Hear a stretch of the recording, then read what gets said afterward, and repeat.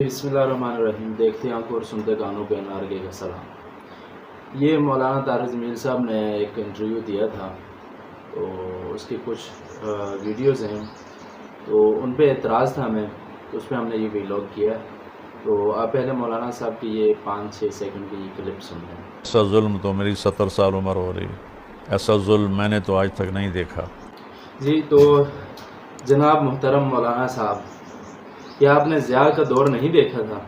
क्या हुआ था? या आपने 71 में सकूत ढाका नहीं देखा था?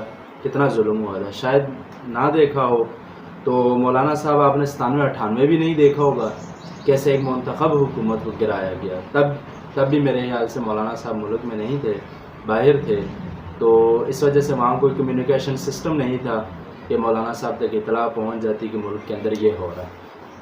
तो मेरे ख्याल से लगता है आप 2001 में भी आपको शायद नहीं याद होगा, लेकिन हम आपको याद करवा देते हैं 2001 में क्या हुआ था। पाकिस्तान के अंदर कैसे एक डिक्टेटर ने अफ़गानिस्तान पर हमला करवाया और अमेरिका के साथ मिलकर ये हमला करवाया, और उसकी गोद में बैठने वाला इमरान खान था, आपका चहीता इमरान खान था।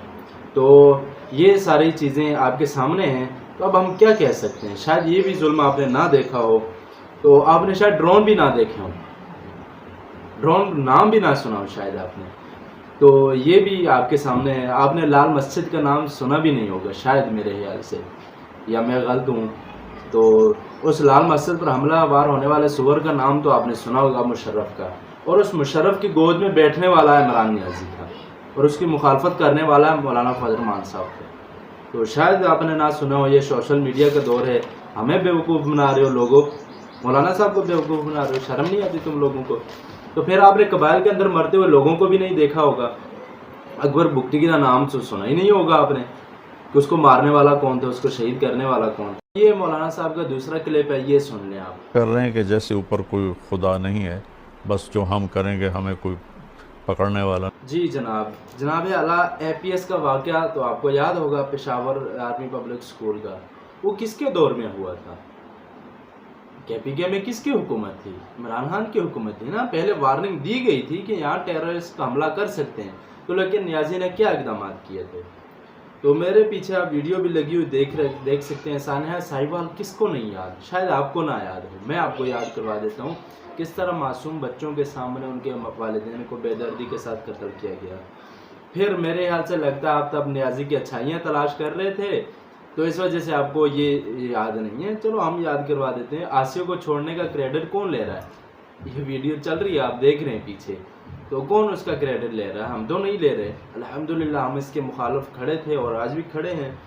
तो इसके दौर में TLP पर जो हमले हुए थे, और TLP के 47 लोग शहीद हुए थे, मेरे ख्याल से ये भी आपको नहीं याद होगा, नहीं ना याद होगा, लेकिन हम याद करवा देते हैं, कोई बात नहीं। तो मोहतरम जनाब, तो इस हुकूमत ने कितने लोगों को शहीद किया? इन्होंने तो मेरे ख्याल से 1-2 को भी नहीं शहीद किया। अगर गिरफ्तार हुए तो रिहाई भी मिली है उनको, लेकिन नियाज़ी की हुकूमत में 47 लोग शहीद हुए। आपके ज़बान से एक अल्फाज तक नहीं निकला। तो हम क्या कर सकते हैं? आप हमारे बड़े अकाबर हैं, हम सिर्फ तामीरी तनकीद आप पर कर सकते हैं, बाकी हम आपके ख़िलाफ़ कोई अल्फाज नहीं कर सकते। ये सबूत है हम आपको मुहैया कर रहे हैं। तो जी इज़्ज़त महाब, आपने कहा कि आज तक तो ऐसा हुआ ही नहीं कि 13 जमातें मिलकर हुकूमत बनाएं, 14 जमातें मिलके हुकूमत चलाएं, तारीख़ में ऐसा कभी नहीं हुआ। वाकई ऐसा नहीं हुआ। और आज तक आलम इस्लाम की तारीख में ऐसा भी नहीं हुआ कि किसी बड़े आलमी लीडर ने ये नारा लगा, मदीना पाक के पाक रियासत का नारा लगाया, क्योंकि वो रियासत सिर्फ आप सल्लल्लाहु अलैहि वसल्लम से मंसूब थी, और आप सल्लल्लाहु अलैहि वसल्लम के ज़ात के अलावा कोई भी ऐसी रियासत नहीं बना सकता। तो इस वजह से ना सुल्तान मोहम्मद बिन फ़ातिह ने यह नारा लगाया, ना सलाहुद्दीन अय्यूबी ने यह नारा लगाया, ना टीपू सुल्तान ने लगाया, ना शेर शाह सूरी ने लगाया, और ना ही मोहम्मद बिन कासिम ने लगाया, क्योंकि उनको मालूम था कि हम ऐसी रियासत ना ही कभी बना सकते हैं, और हम इस पाक नारे और पाक रियासत का जो तकद्दुस है इसे पामाल नहीं करना चाहते। और अब ये फिर मज़े आप लो, आपने नारा लगा के रियासत मदीना का, और जो आप सल्लल्लाहु अलैहि वसल्लम से धोखाधड़ी की और आसिया मलूना को छोड़ा और उस पर क्रेडिट लेते रहे। अब ये उसका नतीजा है, आप भी भुगतें और न्याजी भी भुगते। मज़े लें, दोनों मज़े लें। یہ ویڈیو آپ ان کی سن لیں. یہ تو جمہوریت ہے ہی نہیں کہ بھائی وہ پارٹی کے اندر الیکشن ہو. انہوں نے کہا کہ یہ ایک جمہوریت نہیں ہے. نون لیگ کو ووٹ دینا، پیپل پارٹی کو ووٹ دینا، جے یو آئی کو ووٹ دینا، یہ جمہوریت نہیں ہے. تو پھر عزت ماں آپ بتائیں جمہوریت کیا ہے؟ ہم عمران خان کو جمہوریت سمجھیں جنہوں نے آئین شکنی کی، آئین توڑا، جنہوں نے فارن فنڈنگ کر کے را اور موساد سے فنڈنگ کر کے پاکستان کے خلاف اس سے استعمال کیا، تو ہم اسے آئین سمجھیں.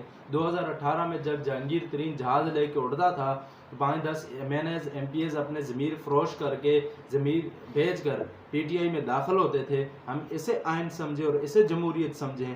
چیف جسٹس کا حلقوں کے اندر جا کر جو وہاں کے آفیسرز تھے ان کو دھمکانا اور پی ٹی آئی کے لیے ووٹ کاسٹ کروانا، ہم اسے آئین سمجھیں.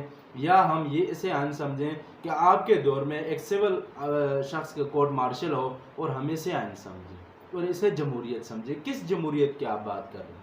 اب ہمیں بیوقوف بنا رہے ہیں. مولانا صاحب، یہ سوشل میڈیا کا دور ہے، کوئی کسی کو بیوقوف نہیں بنا سکتا. یہ جیسے کرو گے ویسے ہی بھرو گے، یہ وہ والا سین ہے.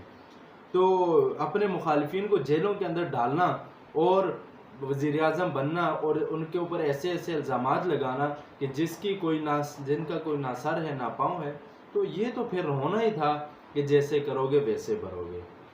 پھر ایم کیو ایم کو قاتل کہہ کر اس کو اپنے ساتھ حکومت میں ملا کر حکومت کرنا، اسے ہم جمہوریت سمجھیں؟ یا پھر ہم اسے جمہوریت سمجھیں کہ ڈاکو جسے پنجاب کا سب سے بڑا ڈاکو کہہ کر اسے پنجاب اس کو ہی حوالے کر دینا، ہم اسے جمہوریت سمجھیں؟ یا پنجاب کے اندر کرپشن کی لوٹ مار شروع کرنا اور کرپشن کا بازار گرم کرنا، ہم اسے جمہوریت سمجھیں؟ یا پھر آپ ہمیں بتا دیں ہم کس کو جمہوریت سمجھیں؟